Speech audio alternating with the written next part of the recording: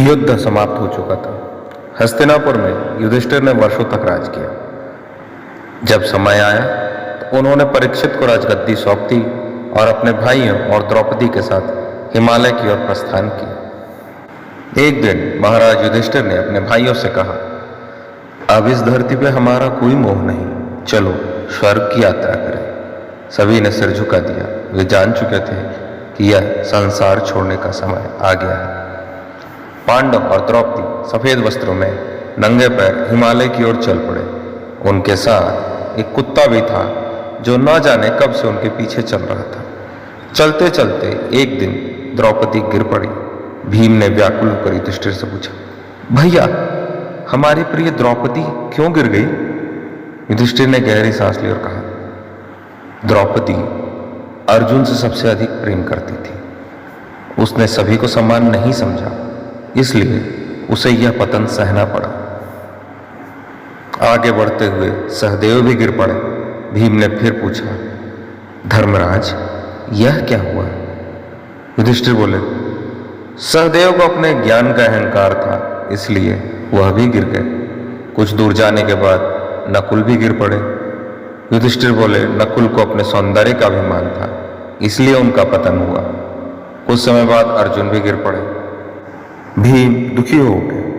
उन्होंने कहा, अर्जुन तो महान धनुर्धर थे, वे क्यों गिरे? युधिष्ठिर ने कहा, अर्जुन को अपनी वीरता और युद्ध कला पर बहुत गर्व था। उन्होंने यह वचन दिया था कि वह अपने गांडीव से शत्रुओं को नष्ट कर देंगे, परंतु वह उसे पूरा न कर सके। यही उनका दोष था। अब भीम और युधिष्ठिर ही बचे थे। अचानक भीम भी गिर पड़े।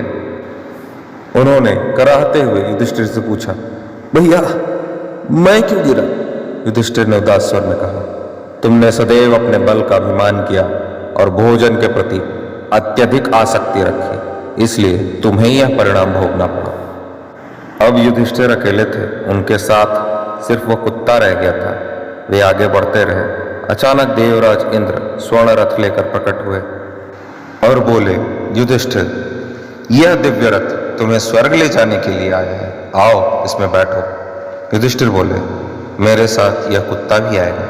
इंद्र बोले, स्वर्ग में पापी और कुत्तों के लिए कोई स्थान नहीं, इसे छोड़ दो और रथ में विराजमान हो जाओ। युधिष्ठिर ने दृढ़ता से उत्तर दिया, इसने पूरे मार्ग में मेरा साथ दिया है, मैं इसे त्याग नहीं सकता।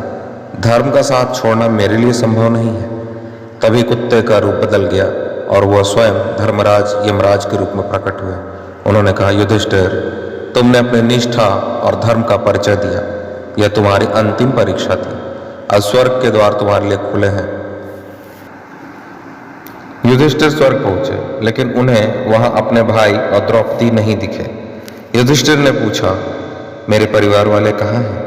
इंद्र ने कहा, तुम्हारे भाई पहले नरक में अपने पापों का प्रायश्चित कर रहे हैं। युधिष्ठिर को स्वीकार न हुआ। उन्होंने कहा, जहाँ मेरे भाई और द्रौपदी नहीं, वहां मैं भी नहीं रहूंगा। उनकी निष्ठा देखकर देवताओं ने पांडवों को पवित्र किया और उन्हें स्वर्ग में स्थान दिया। इस प्रकार पांडवों की स्वर्ग यात्रा पूरी हुई। यह कथा सिखाती है कि अहंकार, मोह और अधर्म अंततः पतन का कारण बनते हैं, जबकि सत्य और धर्म ही स्वर्ग का मार्ग दिखाते हैं।